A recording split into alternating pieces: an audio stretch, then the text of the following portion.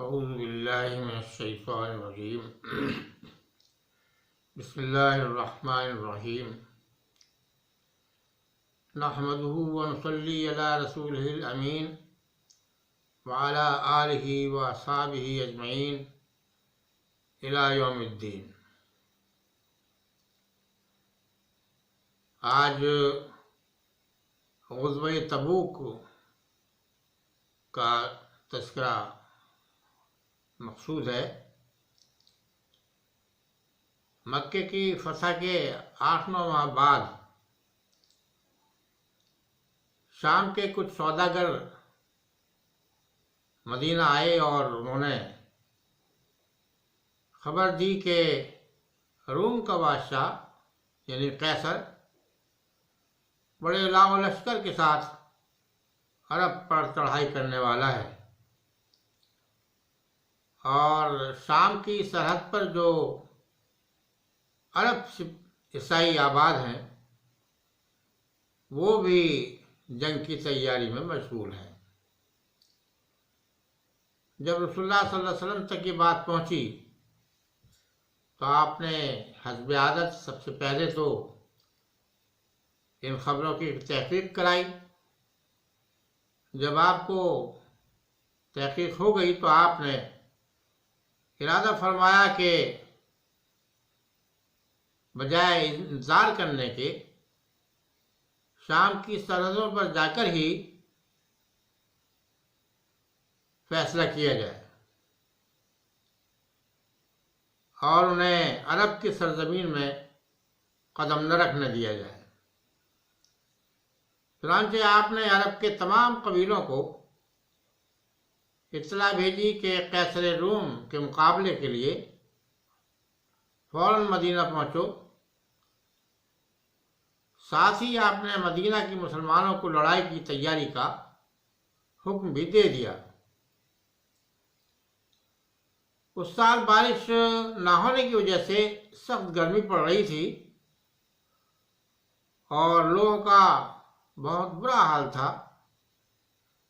فصلیں پکنے کے قریب تھیں اور ڈر تھا کہ اگر یہ وقت پر نہ کاٹی گئیں تو سخت قحط پڑ جائے گا۔ منافقوں نے بھی مسلمانوں کو باہر جانے سے منع کیا، لیکن اللہ کے نیک بندوں نے ان کی کوئی بات نہ سنی اور اپنی اپنی ہمت کے مطابق لڑائی کے سامان کی فکر میں لگ گئے۔ جب باہر کے قبیلے بھی مدینہ پہنچ گئے تو بہت بڑا لشکر جمع ہو گیا۔ اتنے بڑے لشکر کے لیے ساز و سامان، ہتھیاروں اور سواریوں کے لیے بہت رقم کی ضرورت تھی۔ اس لیے رسول پاک صلی اللہ علیہ وسلم نے مسلمانوں کو اللہ کی راہ میں دل کھول کر مال خرچ کرنے اور سامان دینے کی ترغیب دی۔ اس موقع پر آپ کے پیارے ساتھیوں نے ایسی مالی قربانیاں دی کہ دنیا کی تاریخ میں ان کی مثال نہیں ملتی۔ حضرت ابوبکر صدیق رضی اللہ تعالیٰ عنہ اپنے گھر کا سارا سامان یہاں تک کہ جھاڑو تک اٹھا کر لے آئے۔ حضرت عمر رضی اللہ تعالیٰ عنہ جو اس دور میں جن کو تجارت سے خاصا فائدہ ہوا تھا اور آپ کے پاس کافی مال تھا، وہ خوش ہو رہے تھے کہ آج میں ابوبکر سے بازی لے جاؤں گا۔ تو وہ جو کچھ مال ان کے پاس تھا اس کا آدھا مال لے آئے۔ انہیں یہ اطمینان تھا کہ اس مرتبہ میں ابوبکر سے آگے نکل جاؤں گا۔ لیکن جب یہ معلوم ہوا، رسول اللہ صلی اللہ علیہ وسلم نے پوچھا ہے ابوبکر گھر پہ کیا چھوڑ کر گیا ہو؟ تو آپ نے جواب دیا گھر پر صرف اللہ کا اور اللہ کے رسول کا نام چھوڑ کر آیا ہوں۔ حضرت عثمان غنی رضی اللہ تعالیٰ نے سینکڑوں اونٹ پالان سمیت پیش کر دیے دوسرے صحابہ رضی اللہ تعالیٰ عنہ بھی جتنا زیادہ سے زیادہ مال دے سکتے تھے لے آئے. عورتوں نے اپنے زیور اتار کر ڈھیر کر دیے. جب چلنے کے لیے تیار ہو گئے تو رسول پاک صلی اللہ علیہ وسلم ہجری 9 میں 30,000 فوج لے کر مدینے سے روانہ ہوئے. موسم سخت گرم تھا اور راستہ بڑا دشوار تھا. کسی کسی جگہ ایسے ریتیلے میدان آئے جہاں بڑی سخت ہوائیں، زہریلی ہوائیں چلتی ہیں. آپ ان میدانوں سے گزرے اور پیاس کی مصیبتیں جھیلتے تبوک پہنچے، جو مدینہ سے 14 منزل کے فاصلے پر ہے. آپ کے مقابلے میں دشمن کی کوئی فوج تو نہ آئی. ہاں، آس پاس کے بعض عیسائی حاکم آپ کی خدمت میں حاضر ہوئے اور خراج دینے کا عہد کر کے اطاعت قبول کر لی. پاس کی ایک ریاست دومت الجندل کا عرب حاکم عقیدر قیصر روم کے اثر میں تھا.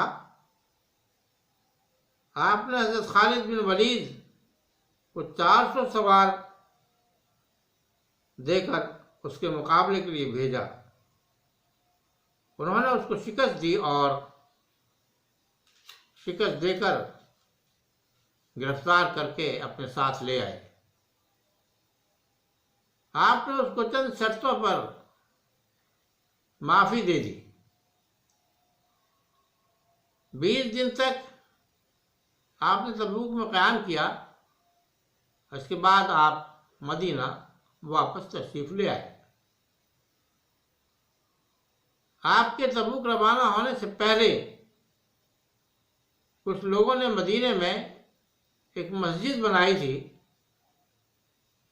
جب آپ واپس آئے تو معلوم ہوا کہ مسجد بنانے والے منافق ہیں اور انہوں نے یہ کام مسلمانوں میں پھوٹ ڈالنے کے لیے کیا ہے. آپ کے حکم سے یہ مسجد، جو مسجد زرار کے نام سے مشہور ہے، گرا دی گئی. مدینے کے 3 مسلمان، سچے مسلمان، حضرت کعب بن مالک، مرارہ بن ربیع اور ہلال بن امیہ، سستی کی وجہ سے اس مہم پر نہ جا سکے. کچھ سستی اس کو کہہ لیجیے، کچھ یہ اطمینان تھا کہ ان کے پاس جانور تھے سواری کے، گھوڑے. انہیں اطمینان تھا کہ ہم سفر اختیار کریں گے اور قافلے کو جا کر کے لے لیں گے، کیونکہ قافلوں کی رفتار عام طور پہ سست ہوتی ہے. اس لیے ان کو اطمینان تھا. مگر مستقل رکاوٹیں ایسی آتی رہیں ان کے کہ وہ دیر ہو گئی، اور وہاں چونکہ جنگ بھی نہیں ہوئی تو جلدی ہی واپسی ہو گئی. اس لیے وہ اس مہم میں شامل نہ ہو سکے. تو آپ نے ان کو یہ سزا دی کہ دوسرے تمام مسلمانوں کو ان سے ملنے جلنے اور بات چیت کرنے سے منع کر دیا.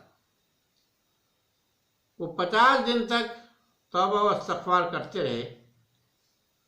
آخر اللہ نے ان کی توبہ قبول کر لی اور ان کی سزا ختم ہو گئی.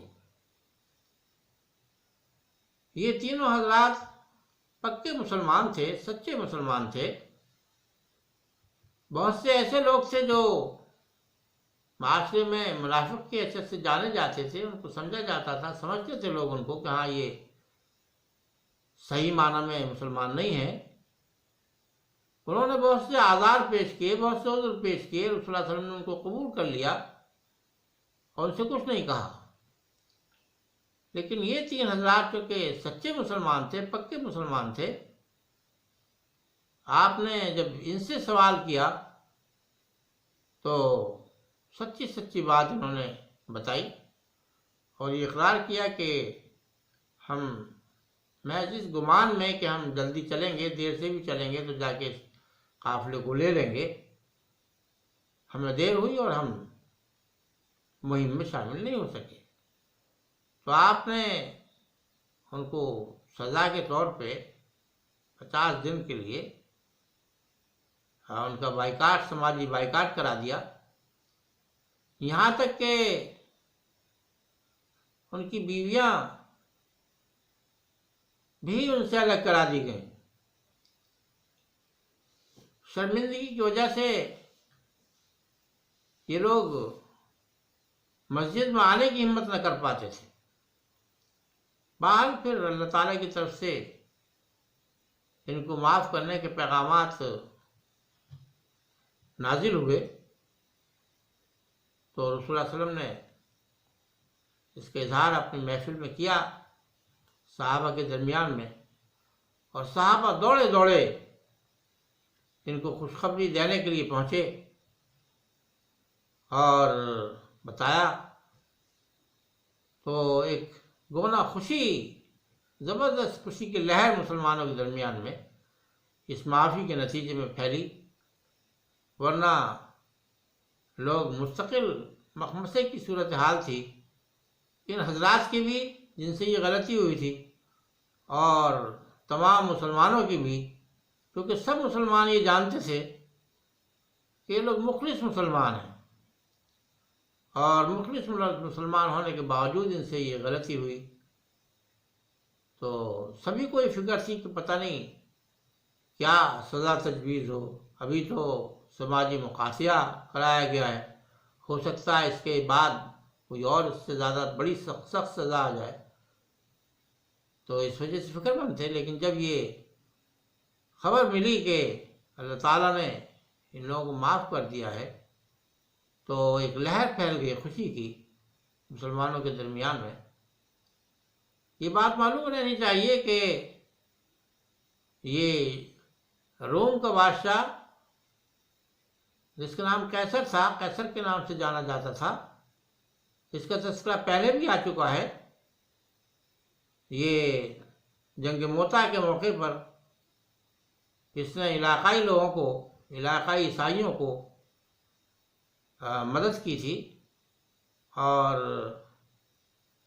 مسلمانوں کے مقابلے پہ جو اس کی اپنی فوجیں تھیں، انہوں نے ان فوجوں کے ساتھ شامل کیا تھا اپنی فوجوں کو، اور یہ وہی جنگ موتا ہے جس میں مسلمان بری طرح سے گھر گئے تھے، اور 3 سالار آپ کے مسلمانوں کے شہید ہوئے تھے، اور آخر میں جب حضرت خالد بن ولید نے علم اپنے ہاتھ میں لیا تو بڑی جاں بازی کے ساتھ انہوں نے جنگ کی، اور وہ گھیرا توڑا انہوں نے جو ان کی فوجوں کا چاروں طرف سے مسلمانوں کے بنا ہوا تھا۔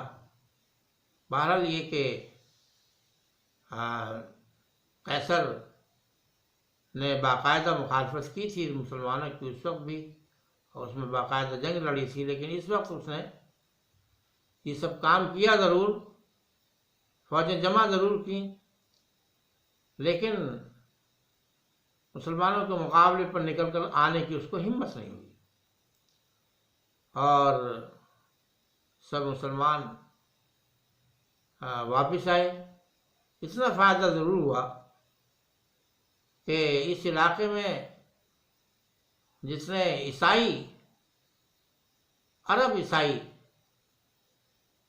کے علاقے تھے، یہ ان کے سرداروں نے آ کر کے رسول اللہ صلی اللہ علیہ وسلم سے ملاقاتیں کی، اور ان میں کچھ لوگ مسلمان بھی ہو گئے، اور کچھ لوگوں نے کچھ جزیہ دے کر، خراج دے کر صلح کرنے کا ارادہ ظاہر کیا، اور اس طریقے سے ان کے درمیان میں اور مسلمانوں کے درمیان میں اور ان کے درمیان میں صلح ہو گئی۔ لیکن ایک فائدہ اور یہ ہوا اس کا کہ پورے عرب کے علاقے میں دھاک بیٹھ گئی اس بات کی یہ احساس لوگوں کو ہو گیا کہ اب مسلمانوں کی طاقت بہت زیادہ ہے، اور اتنے حوصلے ہیں ان کے کہ قیصر وقت سے مقابلہ یہ کر سکتے ہیں، ان کے اندر اتنی ہمت ہے۔ قیصر وقت کو اسی انداز سے سمجھیے جیسے آج کے دور میں دو سپر پاورز بالعموم مانی جاتی ہیں، روس اور امریکہ۔ یہی احوال اس دور میں دو سپر پاورز کا تھا، ایک روم کا قیصر اور دوسرا ایران کا کسریٰ۔